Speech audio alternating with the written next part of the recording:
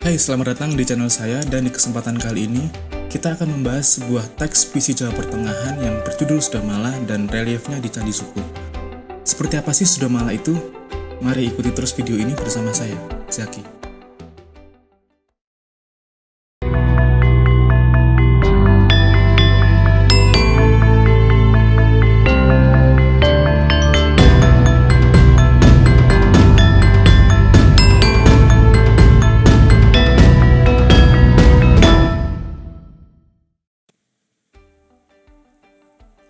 Mari kita mulai dari sisi etimologisnya terlebih dahulu.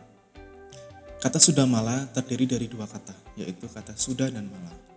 Dua-duanya berasal dari kata Sanskerta, Suda yang berarti menyucikan atau menghilangkan, dan Mala yang berarti kotoran.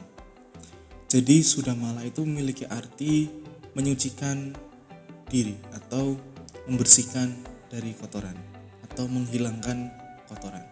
Dalam bahasa Jawa disebut juga ruat dan dalam bahasa Bali disebut lukat. Yedi Hinsler mengatakan bahwa Sudamala adalah istilah yang digunakan di Bali untuk upacara penyucian melalui pertunjukan wayang yang disebut sapuh leker. Tujuan pertunjukan itu adalah untuk menyucikan bayi yang lahir pada hari yang tidak menguntungkan, juga menyucikan seorang dewasa yang meninggal secara tidak wajar. Istilah Sudamala ini selain menjadi nama sebuah judul pada teks kidung, juga merupakan sebuah nama protagonis di dalam cerita itu sendiri. Sudamala adalah nama lain dari Sadewa, yaitu bungsu dari Pandawa. Pertanyaannya kemudian, mengapa harus Sadewa yang dijadikan tokoh utama dalam cerita itu, bukan sosok Pandawa yang lain?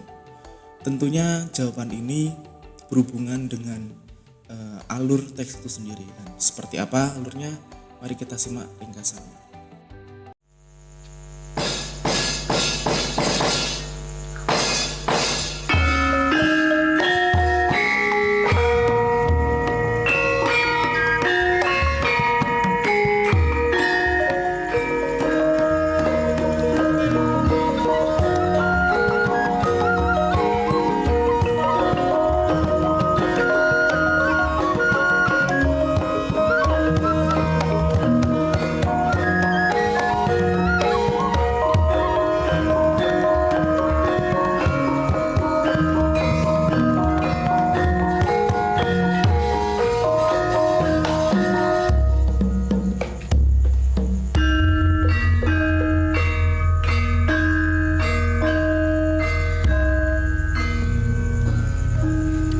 Nanggih resang Sudamala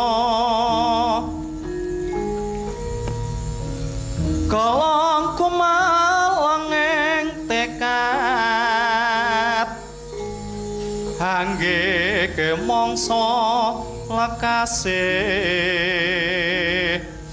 ngajab ingkang Bratayuda sumengka ing panjangka kaduk wani tanpa petung jangkah mring nagri ngasti. Singkat cerita, semuanya diawali dari Dewi Uma yang dikutuk oleh Batara Guru, oleh Dewa Siwa, menjadi seorang raksasa bernama Ranini. Dan Ranini ini kemudian menguasai sebuah pekuburan di Gandamayu.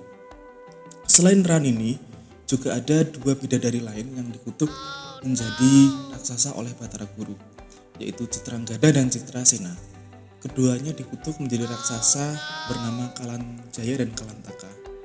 Dan singkat cerita, mereka itu bersekutu dengan Kurawa. Dewi Kunti yang mengetahui bahwa Kalanjaya dan Kalantaka sudah bersekutu dengan Kurawa menjadi panik dan ia meminta bantuan kepada Ranini dengan tujuan supaya Kalanjaya dan Kalantaka itu dikalahkan atau dibunuh. Lalu Ranini mengatakan bahwa dia akan mengabulkan permintaan dari Dewi Kunti itu dengan syarat bahwa Sahadewa harus diserahkan kepada Ranini. Jelas dong Kunti menolak permohonan itu dan kemudian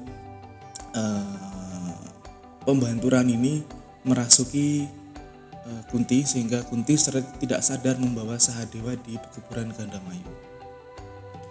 Singkat cerita,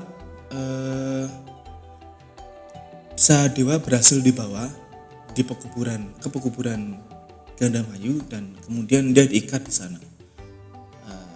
Cerita mengenai Ranini, Kunti, kemudian pembantu Ranini itu sendiri itu diceritakan di relief Candi Tegowangi, yaitu sebuah candi peninggalan Majapahit yang terdapat di Kediri. Tetapi di kesempatan kali ini kita akan membahas cerita Sudamala dan reliefnya di Candi Sukup, sehingga kita akan mengabaikan relief cerita Sudamala yang ada pada Candi Tegowangi.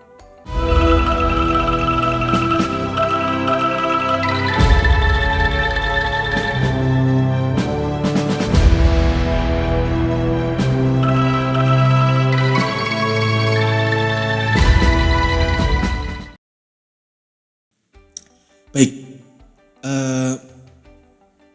di relief pertama yang ada di dalam Candi Sukup itu kita bisa melihat bahwa di sana ada sosok Sahadewa yang diikat di batang pohon randu alas dan dia dikelilingi oleh hantu. Ada hantu kepala, hantu tangan, dan raksasa-raksasa yang merupakan pengikut Ranini. Ranini atau Durga di situ nampak sedang mengancam Sahadewa dengan pedang yang dihunuskan kepada Sahadewa. Dan kita melihat ada sosok di belakang Sahadewa. Siapa itu kira-kira? Ya, dia adalah Semar. Semar di sini dimunculkan sebagai pendamping setia dari Sahadewa. Di teks pun juga sama, seperti itu. Di sana diceritakan bahwa Sahadewa sebenarnya berulang kali menolak permintaan Ranini untuk meruat Ranini menjadi Dewa kembali. Karena sebenarnya Sahadewa itu tidak bisa. Kalau kita melihat di relief itu, kita akan mengetahui bahwa Padma Puspito itu pernah mengatakan bahwa bangunan yang ada di dalam relief itu adalah bangunan Meru. Bangunan Meru itu yang terletak di belakang rumah yang ada di dalam relief itu. Dan kita lihat bentuknya itu tumpang tiga. Terus kita juga dapat melihat pucuk pohon semboja di sana. Dan menurut beliau, pohon semboja itu biasa ditanam di Bali, tepatnya di halaman untuk bersaji. Kemudian di samping rumah kita juga bisa melihat pohon pinang. Di depan rumah itu kita bisa melihat raksasa perempuan yang merupakan pengikut dari Ranini atau Durga, dan di belakangnya juga ada semacam tempat air yang dinamakan Ploncoran di Bali dan Padasan di Jawa. Lanjut ke relief kedua, kita akan melihat bahwa Dewa Siwa itu ada di relief itu. Di dalam Kidung Sudamala kita mengetahui bahwa Dewa Siwa menerima kabar dari Narada bahwa Sahadewa itu dalam bahaya karena sedang diancam oleh Ranini. Dewa Siwa yang mengetahui cerita itu kemudian turun ke bumi dan dia menampakkan diri pada Sahadewa. Di relief itu kita bisa melihat bahwa Sahadewa dan Semar sedang memberi hormat kepada Dewa Siwa karena Dewa Siwa hadir. Dan yang paling menarik adalah di sana ada sosok lain selain Semar yang berada di belakang Sahadewa. Kira-kira siapa ya dia itu? Ya, Padma Puspito mengatakan bahwa sosok itu adalah Werdah atau Merdah dalam tradisi Bali. Dia juga Punokawan seperti Semar. Kalau dalam tradisi Jawa ia disebut Bagong. Alasan dari Padma Puspito ini didasarkan pada adegan-adegan pewayangan di Bali. Selain sebagai pengiring, menurutnya Punokawan ini juga memiliki peran sebagai penafsir yang dikatakan oleh tokoh-tokoh yang diiringinya. Ini juga sebenarnya agak aneh sih, penafsir. Saya kira juga jelas sih sebenarnya apa yang dikatakan Batara Guru kepada Sahadewa. Saya kira mereka menggunakan bahasa yang sama ya. Lalu pendapat yang serupa juga dikatakan kepada Van Steen Kallenfels bahwa di sini sebenarnya Kidung Sudamala merupakan hasil tafsiran penyair dari lakon wayang. Jadi Van Steen Kallenfels menganggap bahwa tradisi lisan itu lebih dulu daripada tradisi tulis. Dalam konteks Kidung Sudamala loh ya, bukan yang lain. Tapi juga di teks yang lain bisa jadi seperti itu. Lanjut ke pembahasan selanjutnya. Singkat cerita, setelah Dewa Siwa memasuki tubuh Sahadewa pun akhirnya mampu meruat Ranini, sehingga Ranini kembali menjadi cantik kembali. Maksud saya, Ranini akhirnya bisa menjadi cantik kembali. Akhirnya ia berubah kembali menjadi Uma. Banyak sekali nih kata kembali. Kemudian selain Ranini yang menjadi Uma, yang sangat cantik jelita itu, pengiringnya pun itu juga akhirnya bisa kembali ke wujud yang cantik, yaitu ke wujud bidadari. Di situ kita bisa melihat ya di reliefnya, baik Dewi Uma maupun bidadari pengiringnya itu berdiri di atas bancik kaki, sama seperti halnya Dewa Siwa yang ada di relief kedua yang kita lihat sebelumnya itu. Di situ menunjukkan bahwa sebenarnya mereka itu makhluk surgawi. Jadi kita bisa membedakan makhluk surgawi dan makhluk duniawi yang ada dalam relief itu. Di sana kita juga bisa melihat gedung dan bangunan-bangunan Meru yang digambarkan seperti bangunan yang terbuka. Padmapuswito mengatakan bahwa itu sebenarnya sebuah kiasan bahwa bangunan itu merepresentasikan kelepasan, kesan kelepasan. Artinya Dewi Uma dan bidadari itu tidak lagi terjebak dalam noda. Jadi akhirnya setelah mereka diruat oleh Sahadewa, mereka terlepas dari malapetaka itu atau mala. Sebagai tanda terima kasih, Dewi Uma akhirnya memberikan nama Sudamala kepada Sahadewa, dan dia juga menganugerahi senjata ampuh kepada Sahadewa sehingga nanti Sahadewa bisa mengalahkan musuh-musuhnya di medan perang, terutama untuk mengalahkan raksasa Kalantaka dan Kalanjaya. Nah, di sini sebenarnya kita bisa melihat alasan mengapa Sahadewa yang dipilih menjadi tokoh utama dalam cerita itu.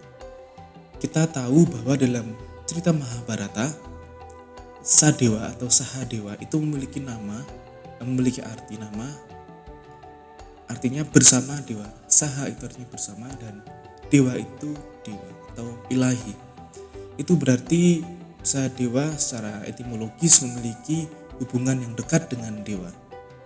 Dan di dalam cerita pun kita bisa mengetahui bahwa sebenarnya Sahadewa itu dianugerahi kemampuan Diwiya Caksus namanya, yaitu kemampuan untuk bisa melihat masa lalu, masa sekarang, dan masa depan.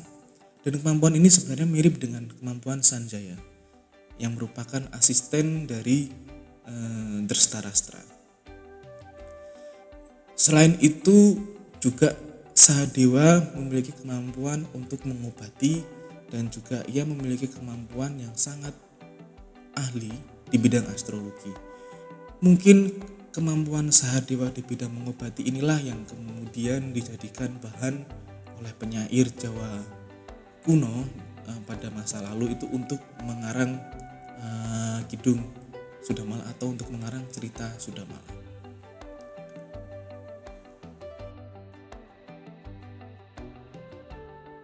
Kemudian di relief yang selanjutnya kita bisa melihat bahwa Sudamala ditemani oleh Semar yang setia itu bertemu dengan seorang pertapa. Kalau kita melihat ikonografi dari sosok itu, kita langsung bisa mengetahui bahwa dia adalah seorang pertapa. Nama pertapa itu adalah Tambapetra. Di cerita Kidung Sudamala itu Tambapetra buta dan kemudian dia bertemu dengan Sahadewa. Kemudian Sahadewa mengobati Tambapetra. Akhirnya Tambapetra itu sembuh dari kebutaannya.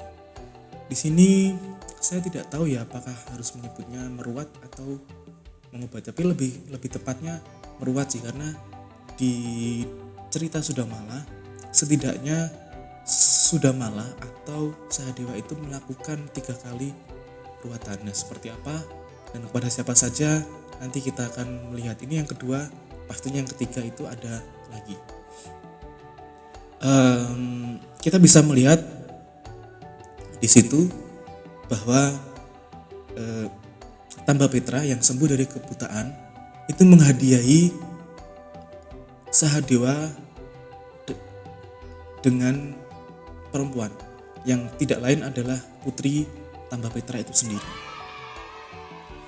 Di cerita Kidung kita bisa melihat bahwa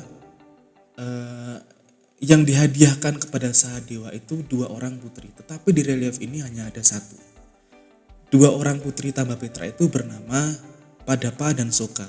Kemungkinan yang ada di relief ini adalah Padapa, karena Soka itu kemudian oleh Sahadewa diberikan kepada saudara kembarnya, yaitu Sakula atau Nakula. Seperti itu. Di relief kita juga bisa melihat bahwa lokasi tempat Tambapetra, kemudian Nakula, Sahadewa, kemudian ada Padapa, kemudian juga ada Semar, di belakang Tambapetra itu ada Ki Putut. Itu terdapat juga bangunan gerbang yang dilengkapi dengan atap ya, dan menurut Patmo Puspito atap semacam ini ada dalam tradisi Jawa. Tapi yang menarik, tembok dengan segitiga menteracap itu hanya terdapat di Bali. Jadi di sini ada semacam referensi yang dulu sebenarnya mungkin itu merupakan tradisi Jawa, tapi sekarang bentuk tembok seperti itu hanya ada di Bali. Terus kita juga bisa melihat burung merpati yang mungkin melambangkan pertemuan antar mempelai ya. Terus di situ kita juga bisa melihat pohon pinang. Pohon pinang itu kaitannya dengan pernikahan. Jadi kita bisa mengetahui, melihat langsung dalam relief bahwa Sahadewa meminang Padapa.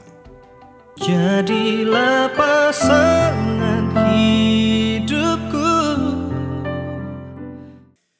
Kemudian di relief ke-5 kita bisa melihat bahwa akhirnya Kalanjaya dan Kalantaka itu dapat dikalahkan. Itu kita perhatikan bahwa di relief itu ada 2 punokawan, yaitu Semar dan Bagong atau Tualen dan Merdah dalam versi Bali, itu menginjak-injak bangkai raksasa yang tidak lain adalah Kalanjaya dan Kalantaka. Di situ ada 1, kemungkinan itu Kalanjaya atau kemungkinan itu Kalantaka. Lalu kita bisa melihat juga Sakula dan Sadewa di situ sedang bercakap-cakap sudah dapat membunuh musuh. Jadi yang membunuh Kalantaka dan Kalanjaya itu adalah 2 orang, Sakula dan Sahadewa atau Sadewa. Di relief itu kita juga bisa melihat bangunan yang besar, itu benteng ya, itu benteng yang dilengkapi dengan balai agung di dalamnya. Terus juga ada hiasan kala di pintu masuk. Ada juga bangunan-bangunan Meru. Dan di sana juga ada burung merak ya. Itu burung merak atau yang lain, saya kurang yakin, yang sedang terbang.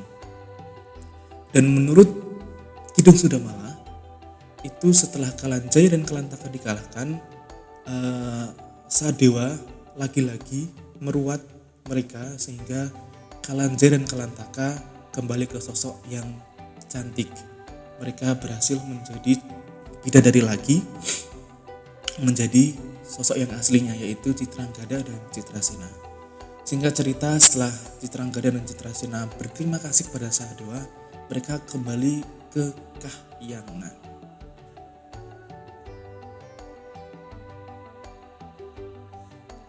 Kemudian yang terakhir, di relief yang terakhir ini yang paling menarik. Di sini kita diperlihatkan kisah yang tidak terdapat pada Kidung Sudamala. Di situ kita melihat sosok pahlawan yang sangat besar, yang kemungkinan itu adalah Bima dan didampingi oleh Semar. Bima dalam relief itu sedang membunuh raksasa, dia sedang melilit istilahnya, dia mengangkat raksasa itu dan kemudian mau membunuhnya. Van Steenkalenfels menganggap bahwa sosok itu adalah Sahadewa, tetapi Stutterheim dan Duiker menganggap bahwa tokoh itu adalah Bima. Di dalam Kidung Sudamala kita bisa memperhatikan bahwa setelah Kalanjai dan Kalantaka terbunuh, maka perang selesai, tidak ada yang lain. Tapi di relief ini menunjukkan bahwa perang itu belum selesai. Kalau kita melihat dalam tradisi wayang, pertunjukan wayang, setelah semua tokoh antagonis utama itu selesai dikalahkan, itu kita bisa melihat dalam pertunjukan bahwa Bima kemudian mengamuk dan menghabisi sisa musuhnya. Kalau kita lihat lagi di relief itu secara ikonografis, raksasa yang diangkat oleh Bima itu saya yakin itu bukan Kalantaka ataupun Kalancaya, itu raksasa yang lain, sehingga kita bisa melihat bahwa di situ memang benar bahwa dia adalah Bima, dia adalah sosok Pandawa yang menghabisi semua musuh yang tersisa. Dan dalam tradisi wayang itu selalu seperti itu. Nah, selesai Bima menghabisi semua musuhnya, kita akan selalu melihat bahwa dalang itu selalu menarikan Bima yang disebut dengan tayungan.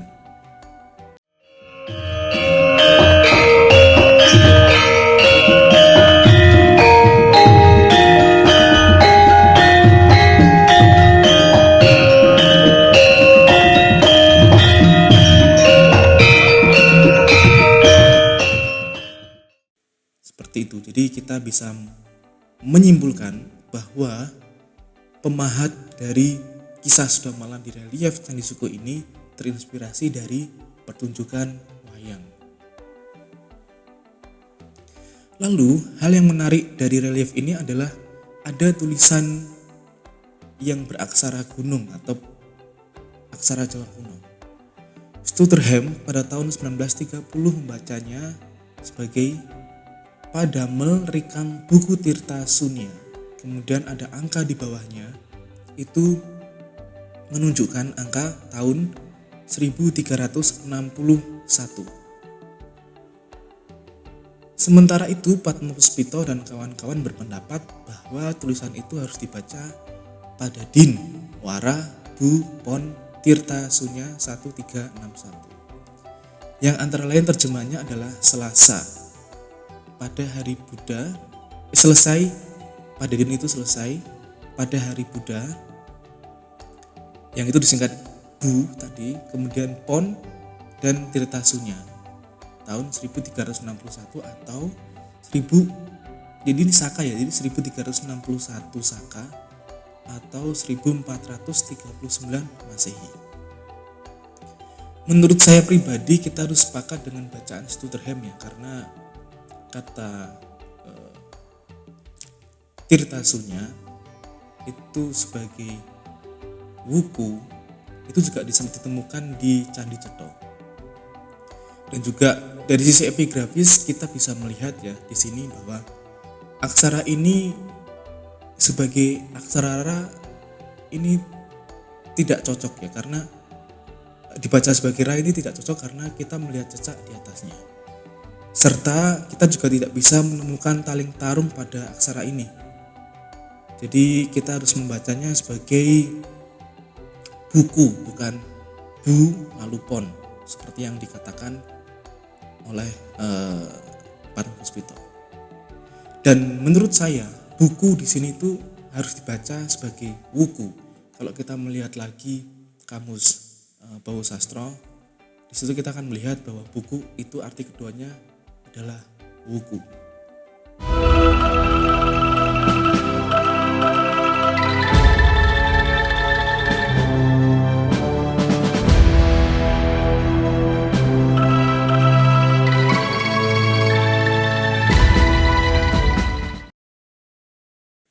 Demikian ringkasan cerita dari Kidung Sudamala dan reliefnya di Candi Suku. Tentu saja video ini dibuat berdasarkan penelitian-penelitian yang sudah ada, seperti penelitian yang dilakukan oleh Van Steenkalenfels, kemudian juga ada Kipat Puspito, juga ada Bu Hedi Hinsler, kemudian juga ada Pak Petrus Suprayanto dan lain-lainnya. Kemudian saya mengajukan pertanyaan dari video yang sudah saya paparkan tadi. Dari ringkasan di atas, kira-kira bagaimana gambaran kisah Sudamala di Candi Tegowangi yang berangkat tahun lebih tua dari Candi Suku, yaitu tahun 1280 Saka atau 1358 Masehi. Sekian dari saya, kita akan diskusi lagi di video berikutnya. Semoga dari apa yang saya sampaikan di video ini dapat bermanfaat bagi kalian semua. Sampai jumpa, matur nuwun.